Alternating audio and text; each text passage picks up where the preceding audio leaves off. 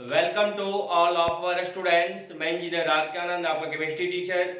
ये हम लोगों का सॉल्यूशन चैप्टर का 9th लेक्चर है और इस लेक्चर में हम लोग नॉर्मलिटी को ही कंटिन्यू रखेंगे, क्योंकि हम लोगों ने लेक्चर 8 में नॉर्मलिटी स्टार्ट किया था, लेकिन लेक्चर 8 में नॉर्मलिटी हम लोग का कंप्लीट नहीं हो पाया था। इसलिए लेक्चर 9 में हम लोग नॉर्मलिटी को ही कंटिन्यू रखेंगे। तो आइए सबसे पहले हम लोग देख लें कि लेक्चर 8 में हम लोगों ने क्या पढ़ा था। लेक्चर 8 में हम लोगों का लास्ट टॉपिक था normality.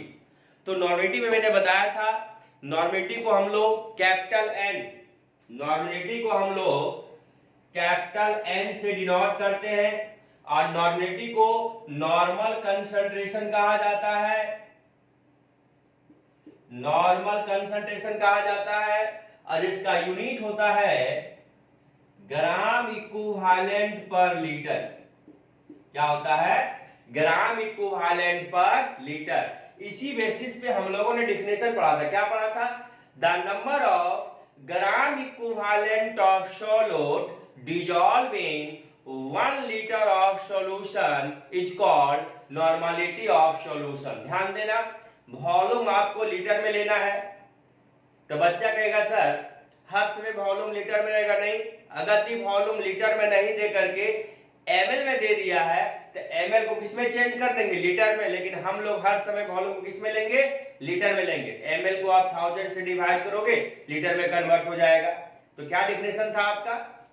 The number of gram equivalent of solute dissolve in 1 litre of solution. क्यों? यूनिट होता है ग्राम इक्विवेलेंट पर लीटर। मैंने आपको बताया था नंबर ऑफ ग्राम इक्विवेलेंट को नंबर ऑफ इक्विवेलेंट भी कहा जाता है, इसलिए आप टेंशन नहीं लीजिएगा। कभी कभी आपको बुक में ये भी मिलेगा number of equivalent of solute dissolve in 1 litre of solution is called normality of solution. एकदम बिंदास रहना है।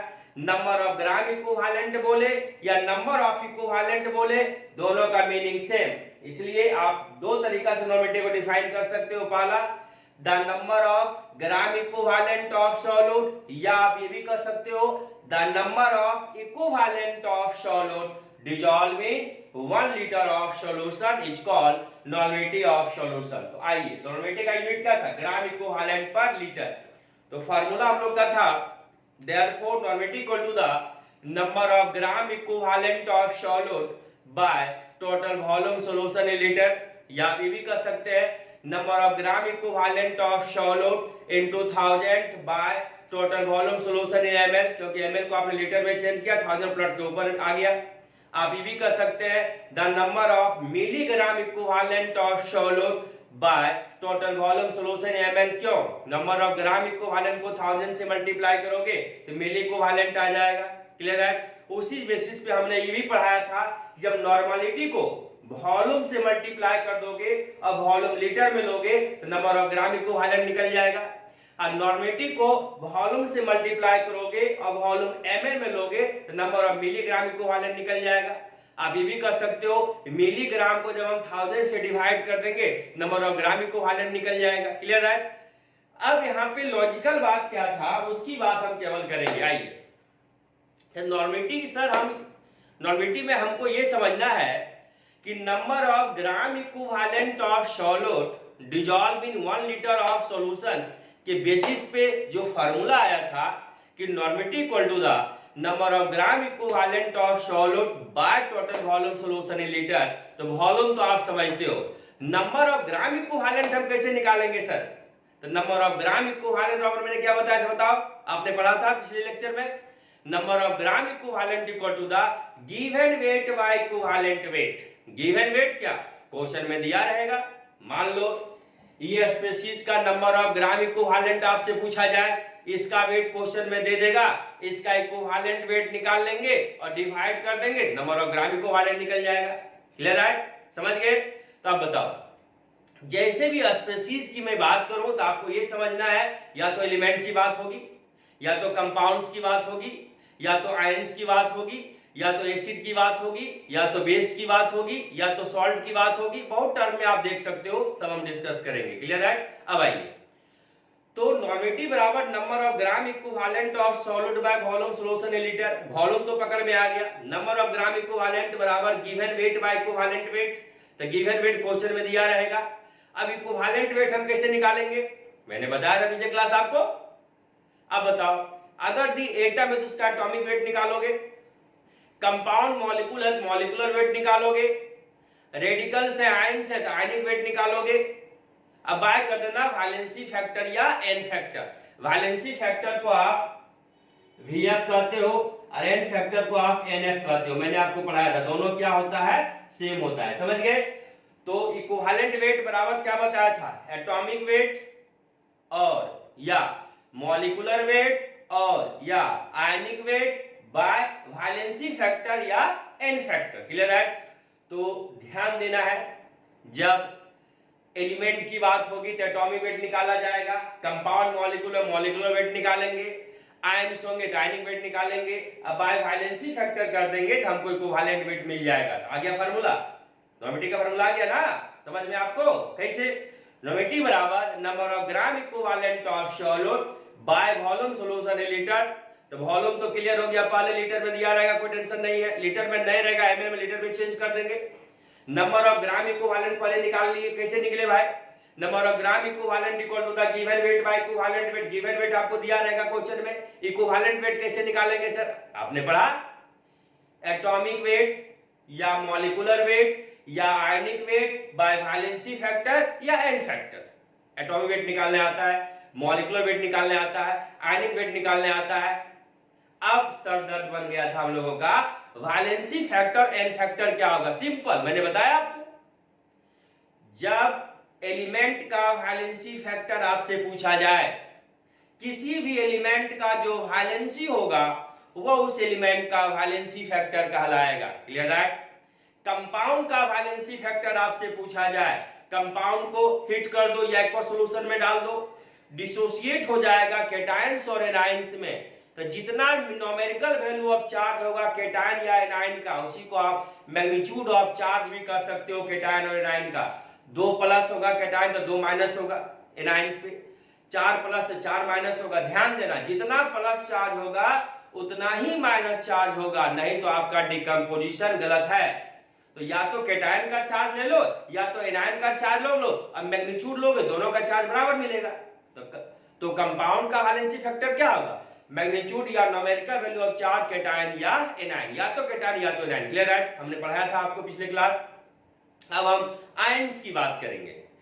किसी भी आयंस का आप आयनिक वेट तो निकालने आपको आता है, किसी भी आयंस का जब वैलेंसी फैक्टर आपसे पूछेगा, simple, numerical value of charge या magnitude of charge on ion, जो आयंस पे चार्ज होंगे उसके वैलेंसी फैक्टर कहलाएंगे। जैसे कि मैग्नीशियम पे +2 चार्ज है, वैलेंसी फैक्टर 2, कैल्शियम पे +2 चार्ज है, वैलेंसी फैक्टर 2, प्लस नहीं लेना मैग्नीट्यूड लेना है।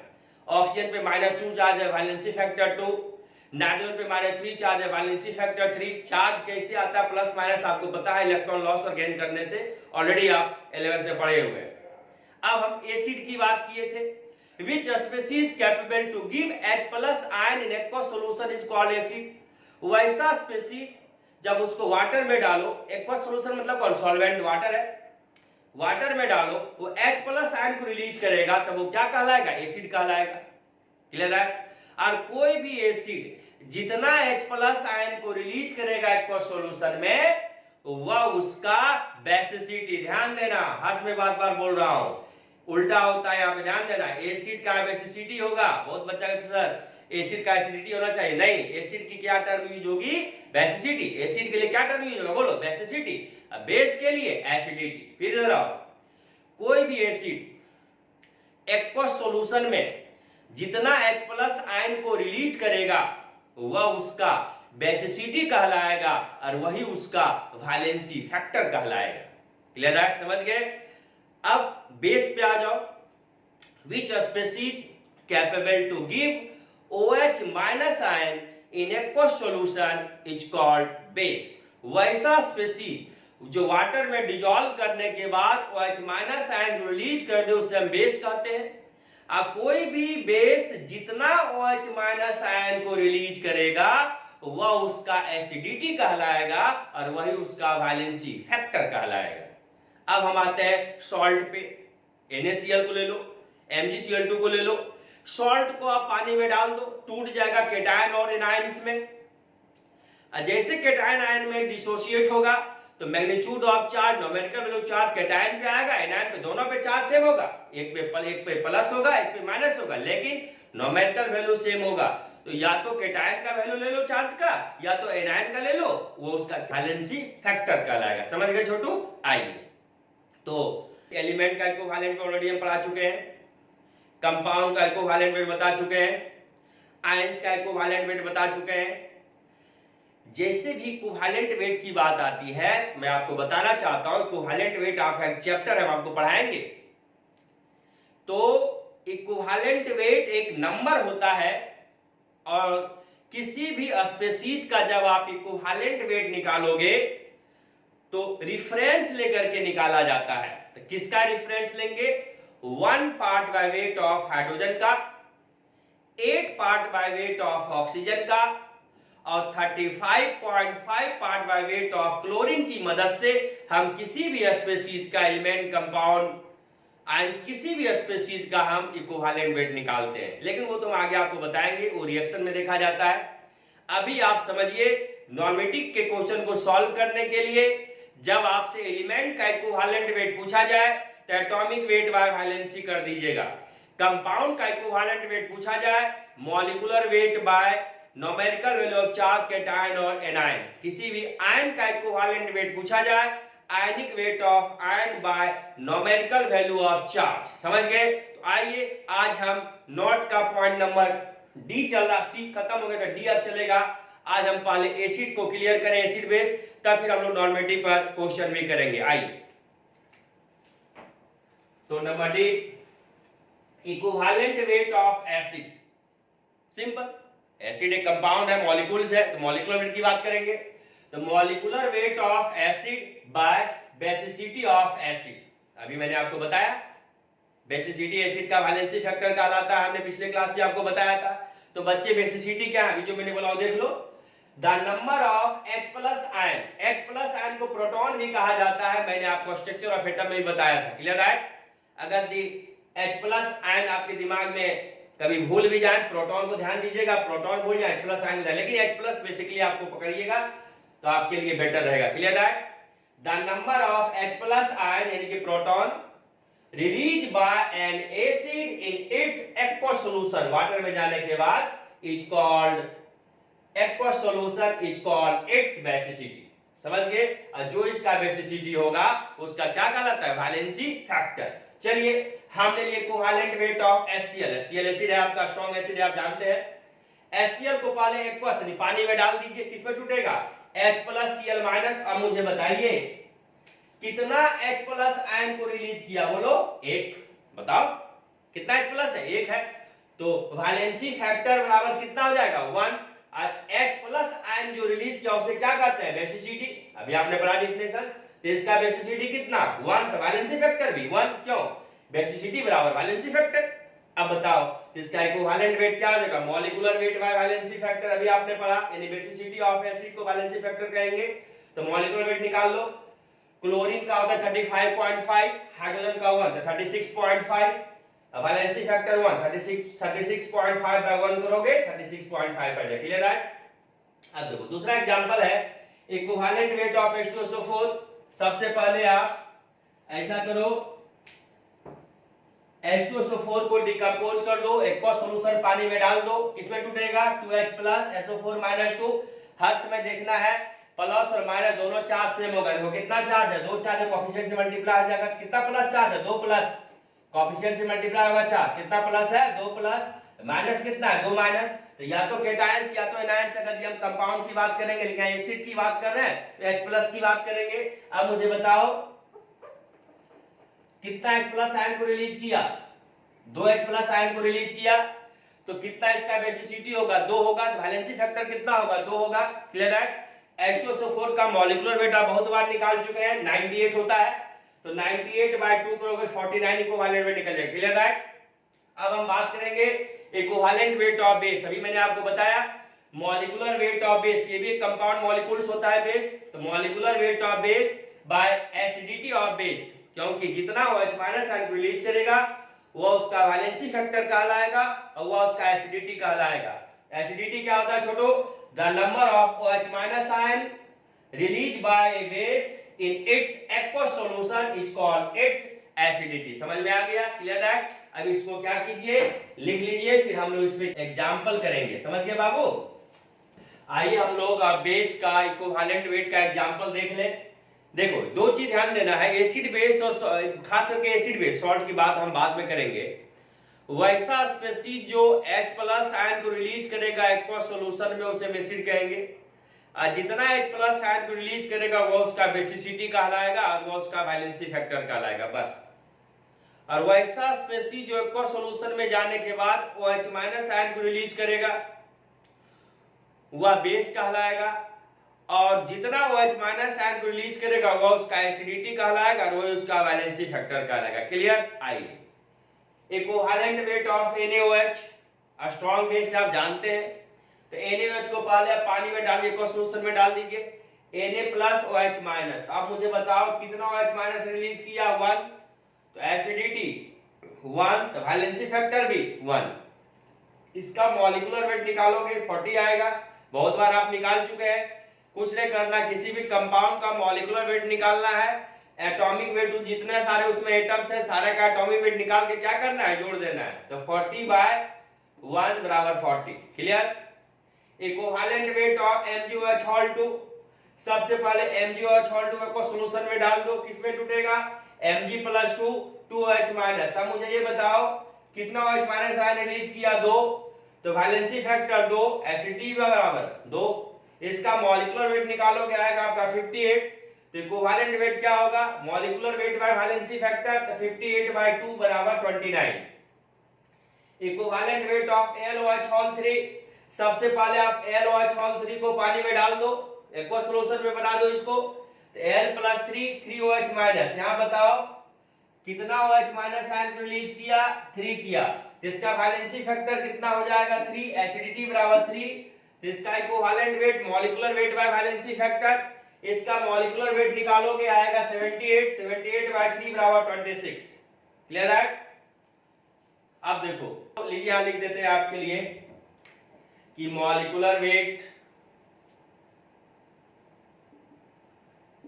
ऑफ LOH3 बराबर 78। चलिए ठीक है, आइए अब देखो equivalent weight of NH3 ammonia. Ammonia भी एक बेस है, आप जानते हैं। क्लियर है? तो सबसे पहले आप यहां पे आपको ये देखना है कि OH माइनस आयन पे कैसे हम पकड़ेंगे। अमोनिया का स्ट्रक्चर अगर देखा जाए, नाइट्रोजन का एटॉमिक नंबर 7 होता है, पहला ऑर्बिट में 2 इलेक्ट्रॉन, दूसरा में 5 वैलेंस इलेक्ट्रॉन, 5 ऑक्टेट कंप्लीट करके 3 बॉन्ड बनाएगा, 5 और 1 6, 6 1 7, 7 और 1 8, ऑक्टेट कंप्लीट। अब बताओ नाइट्रोजन 3 बॉन्ड बनाया, इसका इलेक्ट्रॉन 5 था, तो बॉन्ड में कितना यूज हुआ? 3, कितना बच गया? 2, 1 लॉन पेयर, यानी कि 2 इलेक्ट्रॉन किसी को डोनेट कर सकता है। क्लियर है? Through coordinate bond, chemical bonding में आप पढ़े हैं। वाटर की बात किया जाए तो वाटर को यदि हम डिकम्पोज करेंगे किसमें टूटेगा? H plus OH minus. अगर आप वाटर को डिकम्पोज करो किसमें टूटेगा? H plus OH minus. अब मुझे बताओ कि OH माइनस हाइड्रोक्साइड आयन है आपका, OH माइनस की बात किया जाए तो ऑक्सीजन और हाइड्रोजन हर समय सिंगल बॉन्ड से बॉन्डेड होता है। क्लियर? तो हाइड्रोजन का वैलेंस 1 1 और 1 2, ऑक्सीजन का वैलेंस 6 6 सिंगल बॉन्ड 7, एक माइनस चार्ज ऑलरेडी ऑक्सीजन का भी ऑक्टेट कंप्लीट है, यहां पे कोई दिक्कत वाली बात नहीं है, ये स्टेबल आयन है। अब यहां देखो H प्लस, हाइड्रोजन का वैलेंस इलेक्ट्रॉन 1 और एक प्लस चार्ज का मतलब लॉस हो गया, कितना बचा? 0। इसे कितना चाहिए? और डुप्लेट को कंप्लीट करने के लिए इसे कितना चाहिए? 2 इलेक्ट्रॉन चाहिए, तो ये 2 इलेक्ट्रॉन कोऑर्डिनेट बॉन्ड के थ्रू किसको मिल जाएगा? हाइड्रोजन को। तो ये लॉन पेयर से कौन अटैच हो जाएगा? हाइड्रोजन। तो हाइड्रोजन का डुप्लेट क्या हो जाएगा? कंप्लीट हो जाएगा। तो ये H प्लस कहां आ गया? लॉन पेयर के साथ, नाइट्रोजन के साथ। अब देखो नाइट्रोजन नाइट्रोजन, हाइड्रोजन कितना है? 3, अरे हाइड्रोजन नहीं, 3 और 1 4, 3 और 1 4, इस पे कितना चार्ज था, कोई चार्ज नहीं था, ये कितना चार्ज है प्लस, टोटल में कितना चार्ज रहेगा प्लस, NH4 प्लस। क्या बच गया बताओ, ये जो बच गया कितना OH माइनस। अब मुझे बताओ कि अभी H प्लस तो इसके साथ अटैच हो गया, अब बचा कौन OH माइनस, इसी को हम लिख सकते हैं NH4, 1 2 3 4 NH4 प्लस और OH माइनस। तो कितना OH माइनस है बाबू, एक OH माइनस है, इसका वैलेंसी फैक्टर कितना होगा 1, एसिडिटी कितना 1, इसका मॉलिक्यूलर वेट निकालोगे 17, तो इक्विवेलेंट वेट बराबर molecular weight by valency factor, तो 17 बाय 1 बराबर 17। समझ में आ गया। अब हम बात करेंगे सॉल्ट का। तो सॉल्ट मैंने आपको पढ़ाया NaCl KCl कुछ भी ले लो आप सॉल्ट। एसिड और बेस को जब आप सपोज करो आप ले लिया HCl एसिड है, NaOH बेस है, एसिड और बेस को मिला दोगे क्या बनेगा सॉल्ट और वाटर, तो NaCl प्लस वाटर बन जाएगा। सपोज करो आपने ले लिया HCl और KOH बेस ले लिया तो क्या बनेगा KCl प्लस वाटर, एसिड और बेस को मिलाओगे सॉल्ट और वाटर का फॉर्मेशन होगा। और जब आप सॉल्ट को पानी में डाल दोगे वो डिसोसिएट हो जाएगा केटायंस और एनायंस में, तो जितना न्यूमेरिकल वैल्यू ऑफ चार्ज होगा केटायन या एनायन का, क्योंकि दोनों पे चार्ज हर समय बराबर होगा, प्लस भी बराबर माइनस भी बराबर, नहीं तो डिकम्पोजिशन आपका गलत है। तो जो न्यूमेरिकल वैल्यू ऑफ चार्ज होगा उसका क्या कहलाएगा वैलेंसी फैक्टर।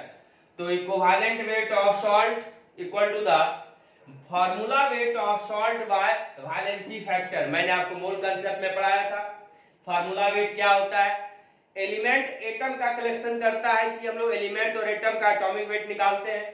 कंपाउंड और मॉलिक्यूल का हम लोग मॉलिक्यूलर वेट निकालते हैं क्योंकि कंपाउंड मॉलिक्यूल का कलेक्शन करता है। रेडिकल और आयंस का हम लोग आयनिक वेट निकालते हैं क्योंकि रेडिकल आयंस का कलेक्शन करता है। और जो सॉल्ट होते हैं, जो आयनिक कंपाउंड्स होते हैं, NaCl हो गया, MgCl2 हो गया, जो आयनिक कंपाउंड्स होते हैं do not contains molecules, it contains only ions. So हम लोग इसका मॉलिक्यूलर मास नहीं लिख करके फार्मूला मास लिखते हैं, लेकिन दोनों का न्यूमेरिकल वैल्यू क्या होता है सेम होता है, इसलिए आप टेंशन नहीं लीजिए, आप मॉलिक्यूलर मास ही समझिएगा। हम केवल आपके लिए लिख दिए हैं फार्मूला वेट, क्योंकि आयनिक कंपाउंड का जब भी हम निकालते हैं फार्मूला मास, हम इसमें पढ़ाएंगे आगे फॉर्मेलिटी।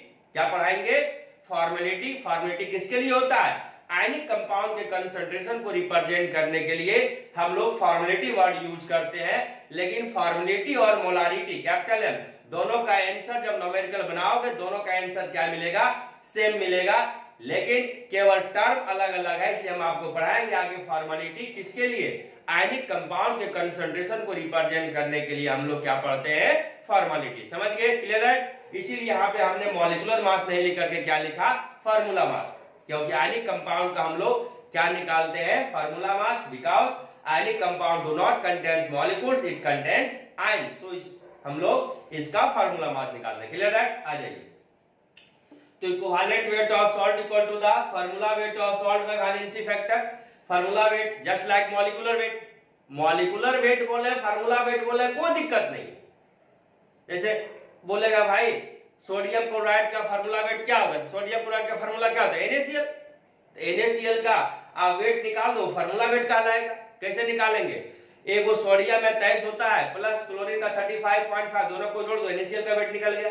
तो आप सिंपल समझो फार्मूला वेट बराबर मॉलिक्यूलर वेट, बस सिंपल। जब भी फार्मूला वेट होगा क्या बराबर मॉलिक्यूलर वेट। जैसे आप मॉलिक्यूलर वेट निकालते हो किसी कंपाउंड का, क्या करते हो कंपाउंड में जितने सारे एटम्स हैं सारे के एटॉमिक वेट निकाल के जोड़ देते हो, उसी प्रकार फार्मूला वेट भी होगा, जितने सारे आयनिक कंपाउंड में एटम्स हैं सारे के एटॉमिक वेट निकाल के जोड़ दो, फार्मूला वेट कहलाएगा।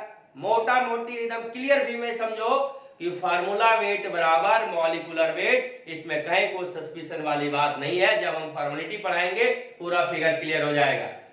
तो formula weight of salt by valency factor, valency factor क्या होगा, एक्वा सॉल्यूशन में डालेंगे डिसोसिएट हो जाएगा केटायंस एनायंस में, जितना केटायंस या एनायन का न्यूमेरिकल वैल्यू ऑफ चार्ज होगा वैलेंसी फैक्टर कहलाएगा। Example equivalent weight of KCl salt है, समझ गए। KCl कैसे बनता है, आप ले लो NaOH को और HCl को, NaOH HCl को ले लो तो NaCl प्लस वाटर बन जाएगा, क्लियर है। और KOH और HCl को ले लो KCl प्लस वाटर बन जाएगा। तो सब आगे आप पढ़े हुए ऐसे भी हम आपको पढ़ाए हुए हैं। इक्विवेलेंट वेट ऑफ KCl, तो formula weight of KCl bye valency factor, तो सबसे पहले KCl को पानी में डाल दो, उसका सॉल्यूशन K + Cl-। अब बताओ मुझे कि केटायन पे कितना चार्ज है, एक एनायन पे कितना चार्ज है, एक या तो आप प्लस ले लो या तो माइनस का चार्ज ले लो, और में मैग्नीट्यूड लेना, प्लस भी एगो माइनस भी एगो, वैलेंसी फैक्टर 1, या तो केटायन या तो एनायन की बात होगी। कंपाउंड में भी या तो केटायन या तो एनायन, या तो केटायन की बात करेंगे या तो एनायन की बात करेंगे। सॉल्ट में भी या तो केटायन या तो एनायन, क्योंकि दोनों का चार्ज का वैल्यू सेम होगा, इसलिए इन्हें दोनों लेके जोड़ देना, नहीं या तो केटायन का चार्ज लेंगे या तो एनायन का चार्ज लेंगे, क्लियर है, लेकिन दोनों का वैल्यू क्या है सेम, इसलिए कोई टेंशन वाली बात नहीं है। तो इसका वैलेंसी फैक्टर कितना हो गया 1, इसका फार्मूला वेट निकालोगे 74.5, तो equivalent weight formula weight by valency factor 74.5 by 1 बराबर 74.5। इसको लिखिए, फिर हम लोग इससे आगे डिस्कस करते हैं।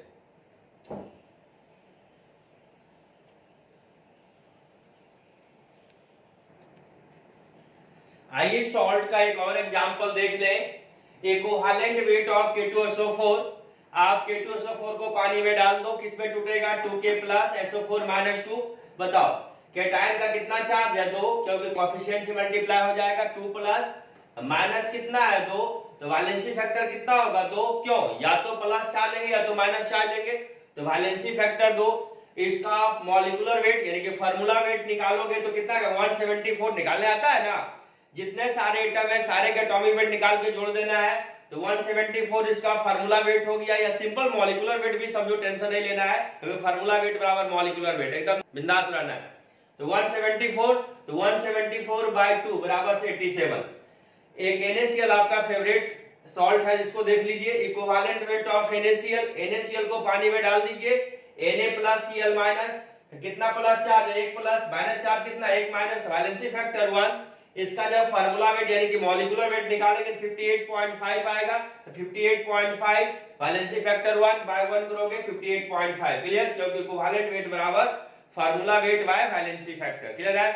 अब मुझे बताओ, अब जाके नॉर्मेटिव आपका यहां तक पहुंच चुका है कि अब आप नॉर्मेटिव पे क्वेश्चन को बना सकते हो, क्लियर है। एक बार थोड़ा सा हम लोग देखना चाहेंगे कि नॉर्मेटिव में हम लोगों ने क्या पढ़ा, अब इसको सॉर्ट आउट, इसको एकदम सॉर्ट आउट किस प्रकार हम लोग करेंगे ताकि क्वेश्चन हम लोगों से इजी वे में बन जाए। ये तो एक बार देखते हैं हम लोग, इधर आइए। अब मुझे बताओ नॉर्मेटिव को आप कैपिटल N से डिनोट करते हो,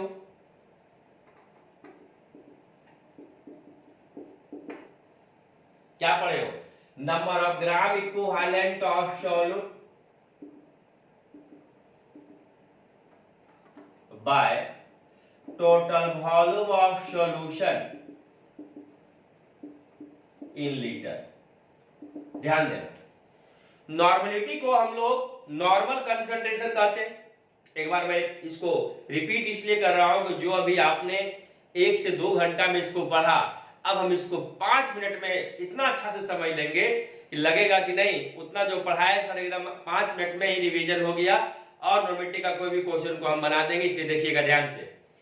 नॉर्मेटिव को हम लोग कैपिटल N से डिनोट करते हैं। नॉर्मेटिव को नॉर्मल कंसंट्रेशन कहा जाता है, और नॉर्मेटिव का जो यूनिट होता है ग्राम इक्विवेलेंट पर लीटर होता है। नॉर्मेटिव का क्या यूनिट होता है, ग्राम इक्विवेलेंट पर लीटर।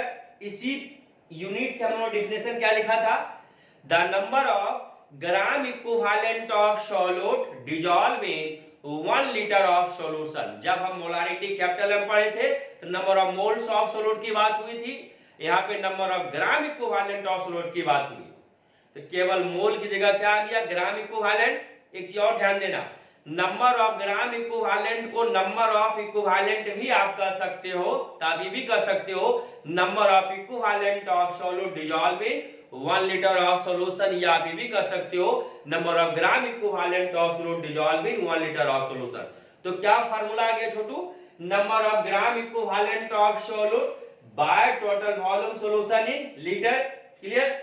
अगर दी वॉल्यूम लीटर में नहीं दे करके ml में है तो 1000 से इसको डिवाइड कर देंगे, ml में रहेगा तब, जब ml में रहेगा तो 1000 से डिवाइड करेंगे, किससे बदल जाएगा लीटर में, लीटर में हम ऑलरेडी है तो 1000 डिवाइड करने की आवश्यकता नहीं है। क्लियर है? सपोज तो यहाँ पे ml रहता वॉल्यूम, तो 1000 से क्या करते हैं, इसको डिवाइड कर देते, ये 1000 प्लस के ऊपर मल्टीप्लाई हो जाता, और जब ये 1000 प्लस के ऊपर मल्टीप्लाई हो जाएगा तो नंबर ऑफ ग्राम मिलीमोल्स बन जाएगा, या मिलीग्राम, सॉरी क्या बन जाएगा, number of milligram of solute. समझ गए?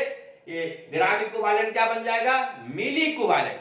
क्या बन जाएगा बाबू, number of milligram equivalent of solute dissolving 1 litre of solution. अब देखो, तो यहां पर हम ये समझा रहे हैं आपको कि वॉल्यूम तो आपको दिया हुआ रहेगा, आप आराम से इसको देख लोगे, कोई दिक्कत वाली बात नहीं है। ये पॉइंट में हम लोग को प्रॉब्लम था, वॉल्यूम में कोई प्रॉब्लम, इसमें प्रॉब्लम था। तो नंबर ऑफ ग्राम इक्विवेलेंट का फार्मूला क्या बताए, बोलो तो, नंबर ऑफ ग्राम इक्विवेलेंट बराबर वेट बाय इक्विवेलेंट वेट। ध्यान देना, नंबर ऑफ ग्राम इक्विवेलेंट क्या होता है, weight by equivalent weight. Weight का मतलब क्या, गिवन वेट कह सकते हो।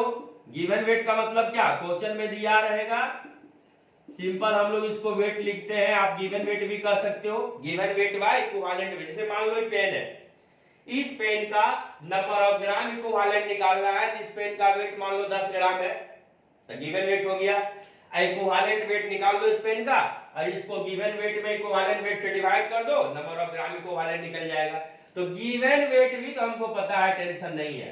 अब है टेंशन इक्विवेलेंट वेट में, वो टेंशन मैंने आपका दूर कर दिया। कैसे, जरा एलिमेंट का equivalent weight atomic weight by valency, compound का equivalent weight molecular weight of compound by numerical value of charge cation और एनायन। कैसे आएगा, कंपाउंड को एक सॉल्यूशन में डालेंगे, तो जो केटायन और एनायन में कंपाउंड डिसोसिएट होगा, या तो केटायंस का चार्ज ले लेंगे या तो एनायंस का चार्ज ले लेंगे, क्योंकि दोनों का चार्ज क्या होगा, सेम होगा। हर्ष में हम लोग क्या लेंगे, मैग्नीट्यूड लेंगे। कंपाउंड का क्लियर।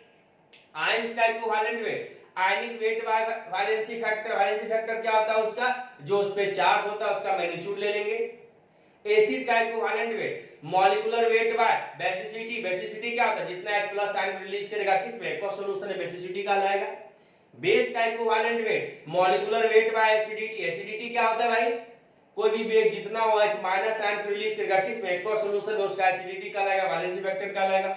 सॉल्ट का equivalent weight formula weight bye, salt को पानी में डाल दो, जितना केटायंस और एनायंस का फॉर्मेशन होगा, जो उसका चार्ज होगा, उसका क्या कहलाएगा, वैलेंसी फैक्टर कहलाएगा। तो इक्विवेलेंट वेट भी आपने क्या किया, सॉर्ट आउट कर दिया। क्लियर है?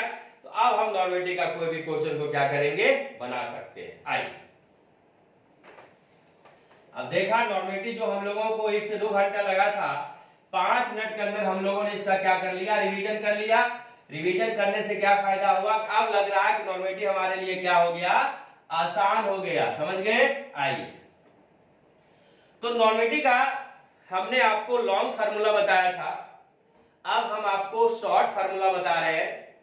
Late weight of solute W a gram, W is the weight, A is the solute. हमने पहले बोला था A सॉल्यूट मानेंगे, B सॉल्वेंट मानेंगे। सॉल्यूट का वेट मैंने क्या माना, W a ग्राम। इक्विवेलेंट वेट ऑफ सॉल्यूट ये, total volume of solution in ml। अधिकतर क्वेश्चन में वॉल्यूम आपको ml में दिया रहेगा, आप लीटर भी ले सकते हो, कोई दिक्कत नहीं।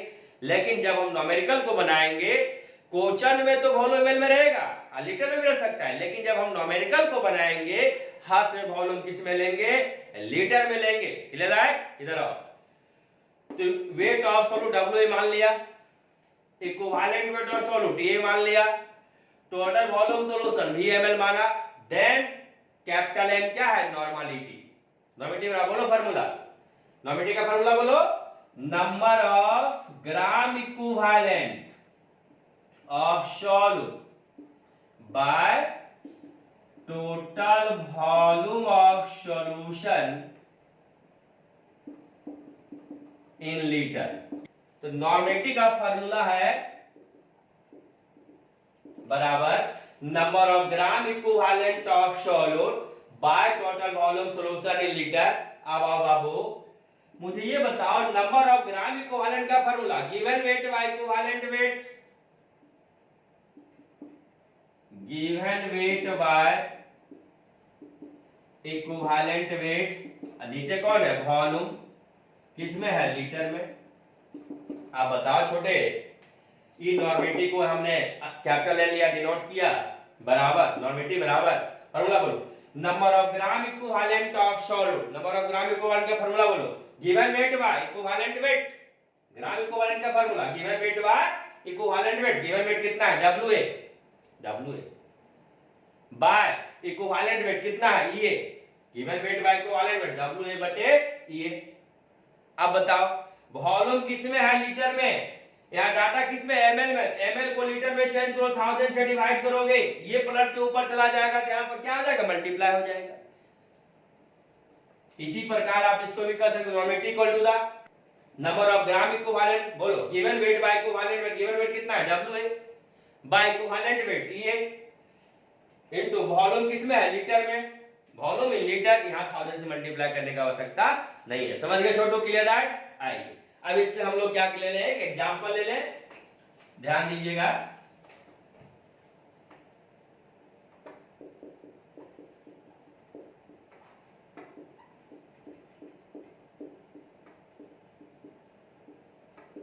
आपसे कोई कहे 1.5 normality of H2SO4 solution mean, सबसे पहले पकड़ना नॉर्मलिटी का यूनिट क्या होता है, ग्राम इक्विवेलेंट पर लीटर हो गया। इसका मतलब क्या होगा बताओ, इट मींस दैट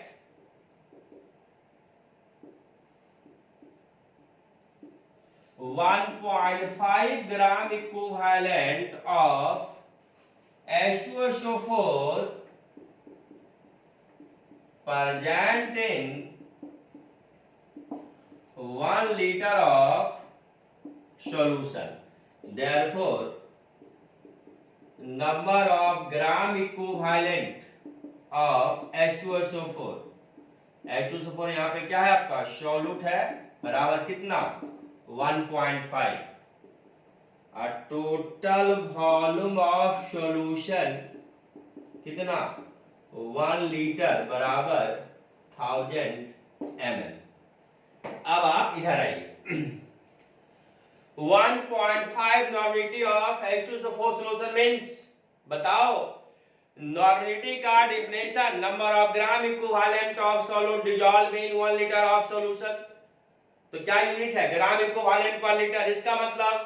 इसका मतलब यह हुआ कि 1.5 ग्राम equivalent of solid dissolve in 1 litre of solution. तो सॉल्यूट यहाँ पे H2SO4 क्या लिखोगे आप, it means that 1.5 gram equivalent of H2SO4 present in 1 liter of solution। Therefore number of gram equivalent of H2SO4 in a solute कितना होगा 1.5 और total volume of solution equal to the 1 litre बराबर 1000 ml। Suppose करो यहाँ पे दे देता 2 normality of HCl solution means, it means that 2 gram equivalent of HCl present in 1 liter of solution। Clear है। अगर दे 1000 ml में सपोज करो यहां पर 2 वैल्यू है, तो हमको 500 ml में भी निकाल लेंगे, 200 ml में भी निकाल लेंगे, इसलिए टेंशन लेने वाली बात आपको नहीं है। तो ध्यान दीजिएगा वॉल्यूम हर समय किस में लेना है, लीटर में लेना है। ml में भी डाटा रहेगा, उसको 1000 से डिवाइड करेंगे, लीटर में क्या होगा चेंज हो जाएगा। क्लियर है। तो ये डिफिनेशन से अकॉर्डिंग एग्जांपल समझ में आ गई बाबू, क्लियर है, इसमें कोई दिक्कत वाली बात नहीं है। जिस प्रकार आप मोलारिटी में नंबर ऑफ मोल्स कहता था, यहाँ पे आप कहेंगे नंबर ऑफ ग्राम इक्विवेलेंट। एक बार और मैं कहना चाह रहा हूं, नंबर ऑफ ग्राम इक्विवेलेंट को नंबर ऑफ इक्विवेलेंट भी कहा जाता है, इसलिए आप कंफ्यूजन कभी नहीं लीजिएगा। हमने लेक्चर 8 में बेसिकली उसको लिखा भी था। क्लियर है। अब हम लोग इस पे क्या करेंगे, क्वेश्चंस करेंगे, और आप इसको क्या करेंगे लिख लीजिए, फिर हम लोग इस पे करते हैं सवाल। क्लियर है, लिखा जाए। तो आइए अब हम लोग नॉर्मेटिव का फर्स्ट क्वेश्चन करें। अभी हम लोगों ने नॉर्मेटिव को कंप्लीट किया, तो उसका सवाल तो बनता है, calculate the normative of solution containing 31.5 gram of oxalic acid. Oxalic acid का फार्मूला होता है छोटो H2C2O4। Dihydrate, hydrate means water, water मिला दिया इसमें तो हाइड्रेशन होता है। डिहाइड्रेशन पानी बाहर निकलना, हाइड्रेशन पानी अंदर आना। Clear that? तो dihydrate, hydrate means water, di mean दो, यानी 2 मोल वाटर है इसमें। तो ऑक्जेलिक एसिड डाइहाइड्रेट का फार्मूला H2C2O4 * 2H2O। क्लियर? आइए, तो ऑक्जेलिक एसिड डाइहाइड्रेट का मतलब समझ गए आप। इन 1250 ml ऑफ सॉल्यूशन। तो मुझे ये बताओ, अकॉर्डिंग टू क्वेश्चन देखा जाए, सॉल्यूट जो आपका है H2C2O4 * 2H2O, मान लो इसे A, weight of solute, calculate the normative of solution containing इतना gram of oxalic acid dihydrate, यानी वेट ऑफ सॉल्यूट। ये क्या दिया गया है? वेट ऑफ सॉल्यूट कितना दिया है बाबू? वेट ऑफ सॉल्यूट का आप डब्ल्यू माने थे 31.5 gram. Total volume of solution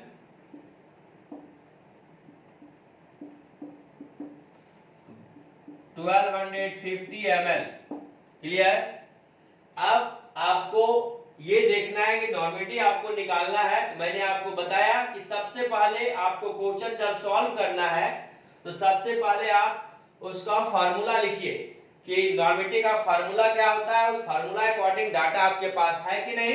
अगर ये फार्मूला अकॉर्डिंग आपके पास डाटा नहीं है, पहले डाटा को फाइंड कीजिए, फिर आप क्वेश्चन को सॉल्व कीजिए। क्लियर है? आइए, तो मैंने क्या पढ़ा है? नॉर्मेटिव बराबर, बोलो, नंबर ऑफ, नॉर्मेटिव को कैपिटल एन, नॉर्मेटिव बराबर number of gram equivalent of solute by total volume solution in litre. अब नंबर ऑफ ग्राम इक्विवेलेंट का formula given weight by equivalent weight, given wait को W है बटे equivalent weight, normative बराबर number of gram equivalent of solute by total volume solution in litre. तो ग्राम equivalent का formula given weight by equivalent weight, given wait W, equivalent weight ये by volume solution in litre. लेकिन यहाँ पे volume litre में नहीं है, यहाँ पे वॉल्यूम किस में है? ml में है। लेकिन सर क्या बोले हैं? वॉल्यूम किस में लेना है? लीटर में। तो 1000 से इसको क्या करेंगे? डिवाइड, प्लस के ऊपर चला जाएगा, या मल्टीप्लाई हो जाएगा। अब मुझे बताइए, नॉर्मेटिव आपको निकालना, W दिया है क्वेश्चन में, हाँ दे दिया है। वॉल्यूम दिया है, हाँ दे दिया है। वॉल्यूम को आप ही मानते हो, वॉल्यूम भी दे दिया है। इक्विवेलेंट वेट दिया है, नहीं। तो सबसे पहले क्या निकालेंगे? इक्विवेलेंट वेट किसका? H2C2O4 * 2H2O का। तो इक्विवेलेंट वेट बराबर क्या होता है? Molecular weight by valency factor.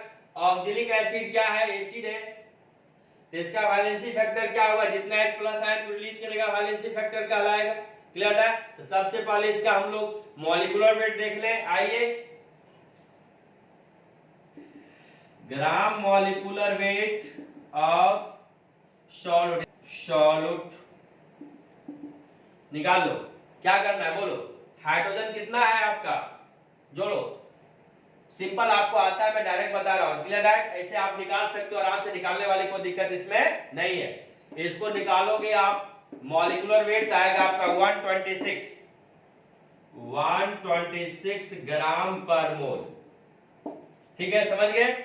अब देखिए, अब आपको निकालना इक्विवेलेंट वेट। तो इक्विवेलेंट वेट कैसे निकलेगा सर? तो इक्विवेलेंट वेट निकालने के लिए आपको सबसे पहले इसका वैलेंसी फैक्टर निकालना होगा।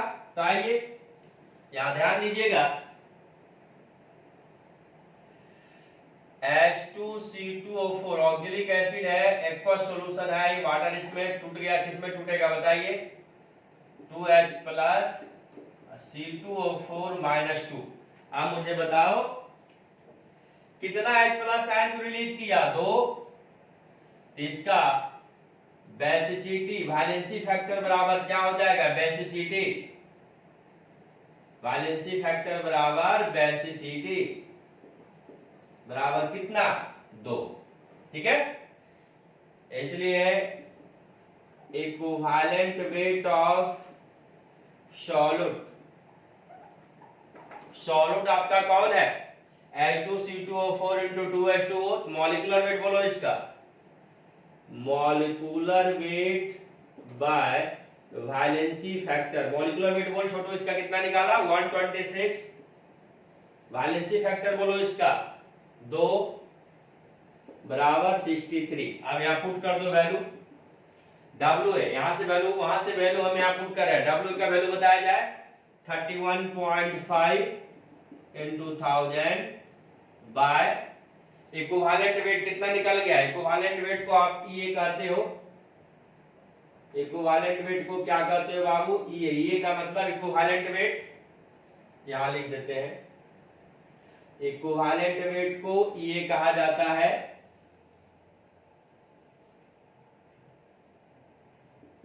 चलो W है वेट ऑफ सॉल्यूट 31.5 into 1000, ये इक्विवेलेंट वेट 63, वॉल्यूम 1250 ml में है, आएगा आपका 0.4 नॉर्मलिटी। मैं उम्मीद करता हूं समझ में आ गया होगा। एक बार और देख लीजिए। Calculate the normality of solution containing 31.5 gram of oxalic acid dihydrate in 1250 ml of solution. सबसे पहले सॉल्यूट है आपका ऑक्जेलिक एसिड H2CO4, डाइहाइड्रेट, इसे वाटर भी मिला हुआ है, di means 2, hydrate means water में 2 मोल वाटर, तो सॉल्यूट हो गया H2CO4 into 2H2O, मान लिया ये। वेट ऑफ सॉल्यूट दे दिया है 31.5 ग्राम, W हो गया wait of solute 31.5 gram. Total volume of solution कितना दिया है 1250 ml। मुझे निकालना है नॉर्मलिटी, तो नॉर्मलिटी होता है number of gram equivalent of solute by total volume solution in litre, number of gram equivalent होता है given weight by equivalent weight. Given weight कितना W बटे ये, W बटे ये, W क्या है वेट, ये क्या इक्विवेलेंट वेट, तो given weight by equivalent number of gram equivalent हो गया bye total volume solution in litre. ml में 1000 से इसको डिवाइड कर लीटर में कन्वर्ट हो जाएगा, ये 1000 प्लस के ऊपर चला जाएगा। क्लियर है। तो W मुझे मालूम था, वॉल्यूम मुझे मालूम, इक्विवेलेंट वेट चाहिए, तो सर क्या पढ़ाए हैं, इक्विवेलेंट वेट बराबर होता है molecular weight by valency factor. Equivalent weight को ये से डिनोट किए, तो मॉलिक्यूलर वेट, तो मॉलिक्यूलर वेट इसका कितना निकाले हम लोग 126।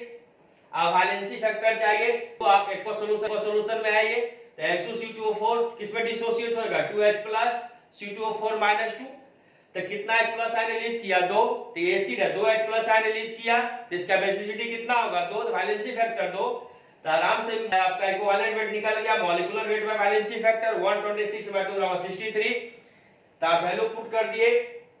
WA का वैल्यू आपको पता था, वेट ऑफ सॉल्यूट का, वेट ऑफ सॉल्यूट का वैल्यू कितना था 31.5 into 1000 बाय इक्विवेलेंट वेट कितना निकाले आप 63 इनटू वॉल्यूम कितना है 1250, आएगा आपका 0.4। समझ में आ गया बाबू, क्लियर है। इसे लिख लीजिए। एक सवाल और हम लोग करते हैं।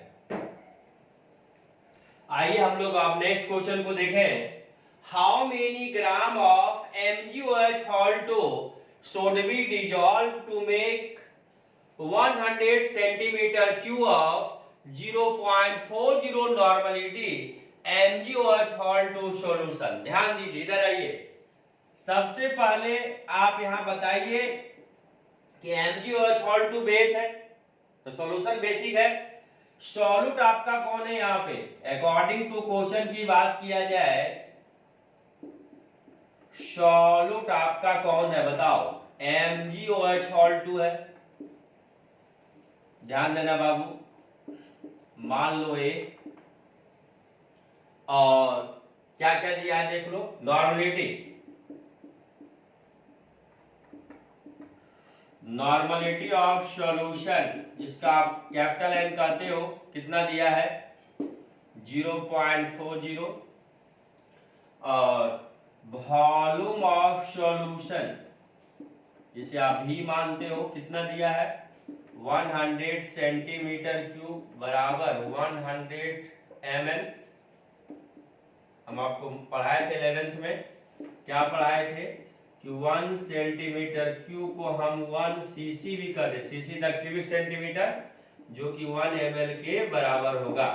चलो अब आपको निकालना क्या है भाई, तो वेट ऑफ सॉल्यूट,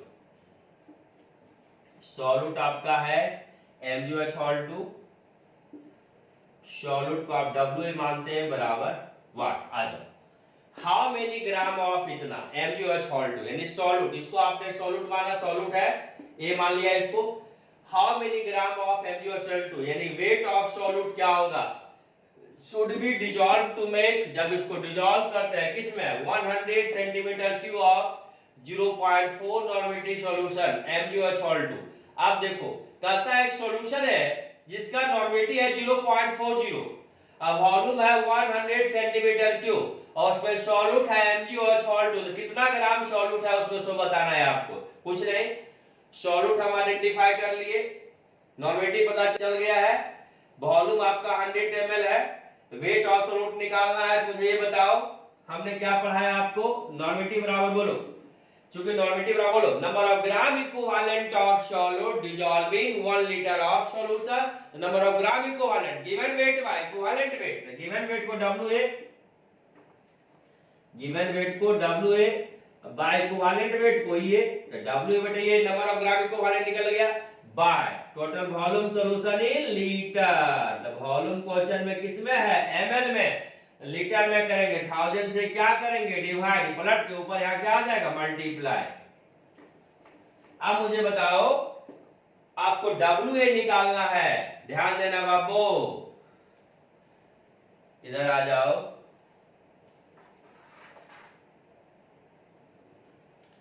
क्या निकालना है WA, इसलिए WA वेट ऑफ सॉल्यूट बराबर क्रॉस मल्टीप्लाई करो, WA निकालना है, n इंटू WA लो, एक स्टेप और बढ़ जाते हैं, आओ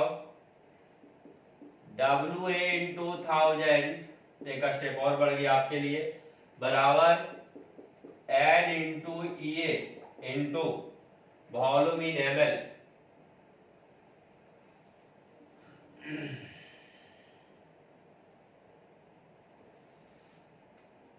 WA into 1000 equal to the n into cross multiply EA into volume किसमें है ml में है,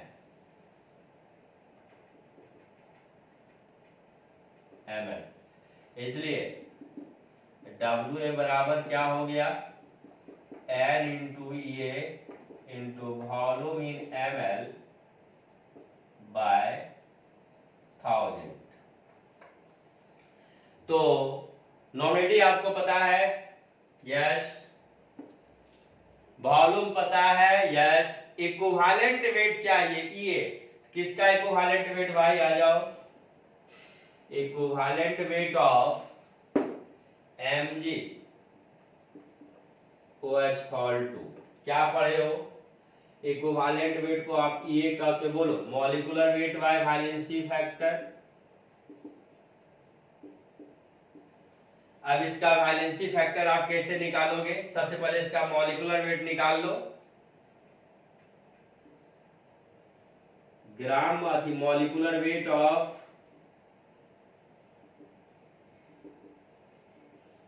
MgOH कुछ देर पहले भी हम लोग लिए थे, कितना आया था MgOH, बोलो 58 आया था हम लोगों का, 58, इधर का लिखिए, मिटाएंगे, लिखा गया, आइए, तो मॉलिक्यूलर वेट 58 है, फिर आप MgOH2 को एक्वस सॉल्यूशन में डाल दो, क्योंकि बेस है OH माइनस साइन को रिलीज करेगा,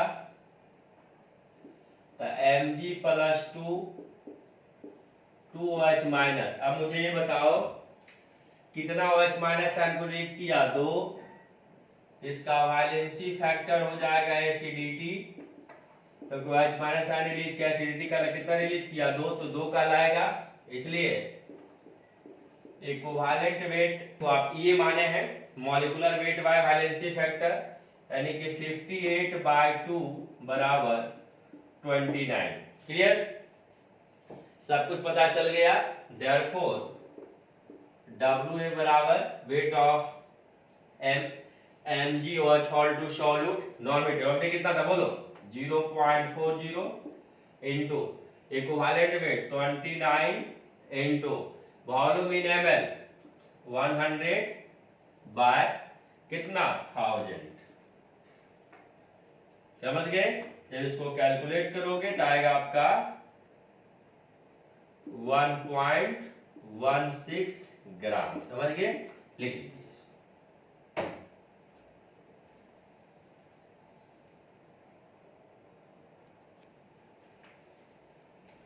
आज हम लोग इतना डिस्कस करेंगे और नेक्स्ट क्लास हम लोग डिस्कस करेंगे relation between normality and weight by weight percent, weight by volume percent and very smart relation discuss करेंगे नॉर्मेलिटी एंड मोलारिटी का। क्लियर है? समझिए बाबू, आपको जो भी दिक्कत है आप मेरे व्हाट्सएप ग्रुप पे आप हमारे साथ उस प्रॉब्लम को शेयर कीजिए या यूट्यूब पे जाकर के इंजीनियर आरके आनंद केमिस्ट्री क्लासेस को सब्सक्राइब कर लीजिए और कमेंट बॉक्स में लिखिए जो भी आपको दिक्कत है। सारा वीडियो को देखा कीजिए, ये नहीं कि वीडियो को स्किप नहीं करना है, सारा वीडियो को आप देखिए, एक भी वीडियो को नहीं छोड़िए।